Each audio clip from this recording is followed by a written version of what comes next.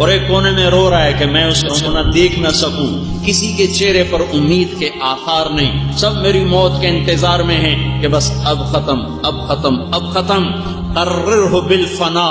کا جملہ جیسے میں آج بول رہا ہوں، پچھلے 40 سال میں یہ جملہ میں نے ہزاروں دفعہ سنایا ہے، پر میں ایسے نہیں بولا جیسے میں آج بول رہا ہوں۔ آج میرا دل بھی کہہ رہا ہے ہاں یہ دھوکے کا گھر ہے، یہ مچھر کا پر ہے، یہ مکڑی کا جال ہے، یہ موت کی جھوک ہے، یہ فنا کا جہان ہے، یہ مٹ جانے کی دنیا ہے، یہ رہنے کا گھر نہیں، یہ بقا کا گھر نہیں، یہ واقعی چلے جانے والا جہان ہے، یہ واقعی چھوڑ دینے والا جہان ہے۔ لیکن یہ اقرار 40 سال میں قرآن پڑھا، میں حدیث پڑھا، میں نے پڑھایا، میں نے ممبر رسول پہ بیٹھ کے گھنٹوں بیان کیا، بولا، لیکن 40 سال میں یہ میرے دل کا حال نہیں بنا۔ آج میں اپنے دل سے تمہیں کہہ رہا ہوں کہ یہ مٹ جانے والی جگہ ہے، یہ مر جانے والا جہان ہے۔ اس شعر کو میں نے بہت پڑھا، میں آج بھی سنا رہا ہوں، لیکن آج میرا دل اور طرح سے، میری زبان اور طرح سے اس کی ترجمان بن رہی ہے۔ تو کہ حرص و ہوس کو چھوڑ میاں،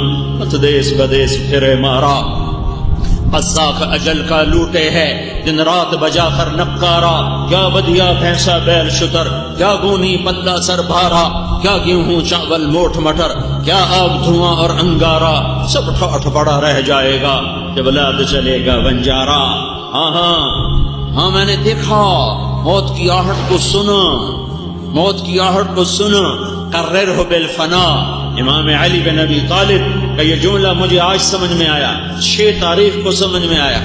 6 مارچ کو سمجھ میں آیا کہ ہاں طارق جمیل یہ تو مٹ جانے والا گھر ہے، یہ تو چھوڑ جانے والی دنیا ہے، اس پہ لڑنے والے کتنے دیوانے ہیں، اس کے پیچھے بھاگنے والے کتنے احمق بے وقوف ہیں، اس کی عزت کو عزت سمجھنے والے کتنے اندھے نادان ہیں، اس کے لیے اپنا ایمان کے سودے کرنے والے، اللہ اس کے رسول کو ناراض کرنے والے، شریعت قرآن کو للکارنے والے، وہ کتنے بے وقوف ہیں، وہ کتنے نادان ہیں۔ اس سے لڑائی، اس سے لڑائی، اس سے نہیں بولنا، اس سے نہیں بولنا، اس نے بےعزتی کی، اس نے بے اکرامی کی، اس سے بائیکاٹ، اس سے بائیکاٹ، جھوٹ کے سودے، فریب کے سودے، فریب کی تجارت، فراڈ کی تجارت اور رشوت کی نوکریاں۔ ہائے ہائے قررہ بالفنا، کاش اللہ ان کی حفاظت فرمائے، لیکن جسے میری طرح جھٹکا لگے گا اسے پتا چلے گا کہ یہ کیسا فنا کا جہان ہے۔